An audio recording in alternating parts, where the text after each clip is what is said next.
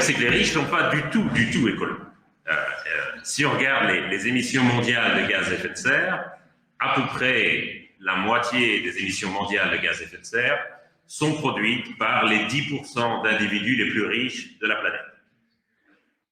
Et je suis désolé de vous apprendre que même si votre compte en banque est à découvert ce mois-ci, vous en faites vraisemblablement partie des 10% les plus riches de la planète.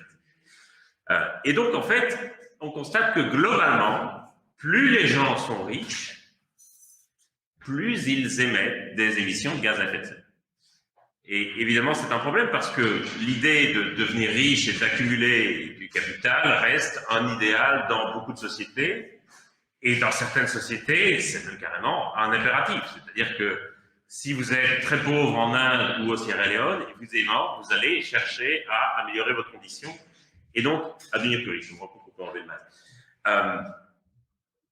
Et donc, en réalité, même si aujourd'hui, on peut parfois avoir le sentiment que les mobilisations en faveur de l'écologie sont une sorte de luxe de bourgeois et que pour ceux qui ont du mal à boucler la fin du mois, c'est pas possible de se mobiliser, c'est pas possible de faire des efforts pour l'environnement. La réalité, si on prend les chiffres globaux, c'est qu'en fait, les pauvres sont beaucoup moins responsables du changement climatique que ne le sont les riches.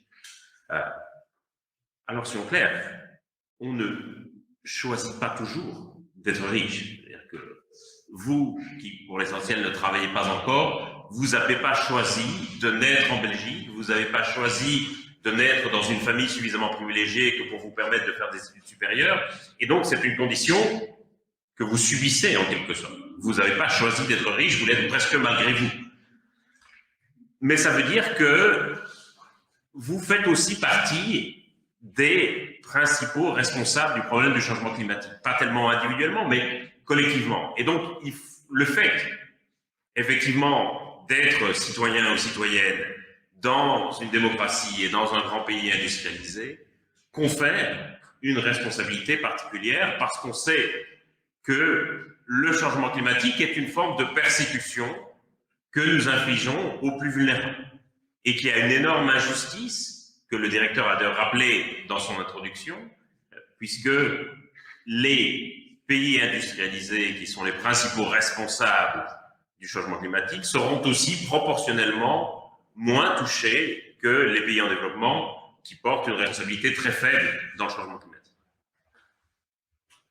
Si on prend maintenant un échelon qui ne soit plus un échelon global, mais un échelon plus... Ah, voilà Philippe Lambert qui nous rejoint.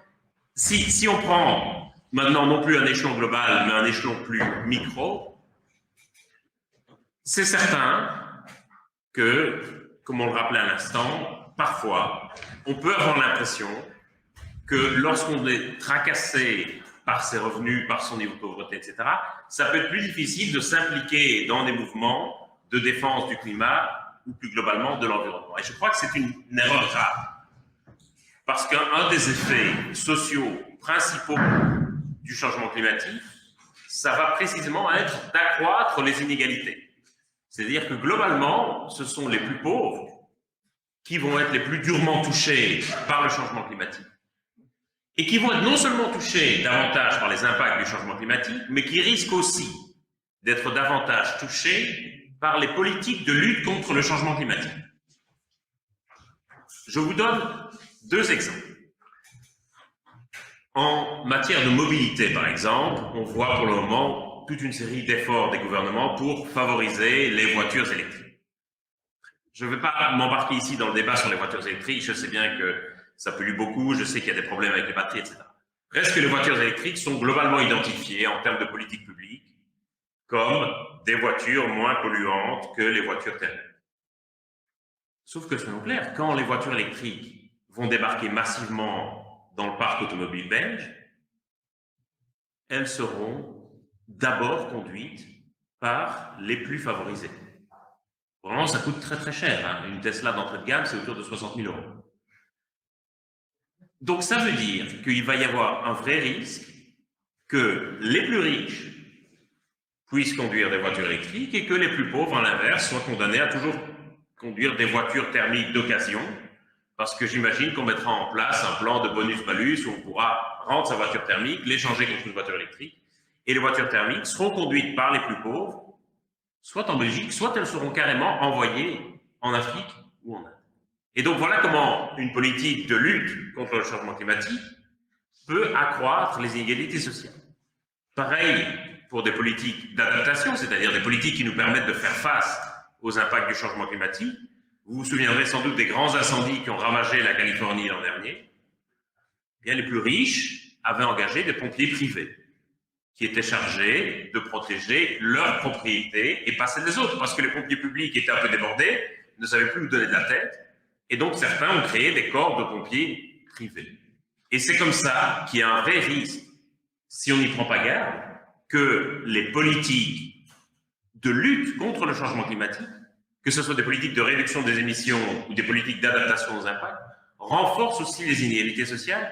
Et c'est pour ça qu'il y a un vrai enjeu social derrière la question climatique. Et si on n'y prend pas garde, effectivement, il y a un vrai risque dont il faut être conscient que la lutte contre le changement climatique apparaisse, soit perçue comme une problématique bourgeoise de riches, ce qui serait une très très grave erreur parce que ceux qui vont morfler le plus, pardonnez-moi l'expression, ce sont les pauvres.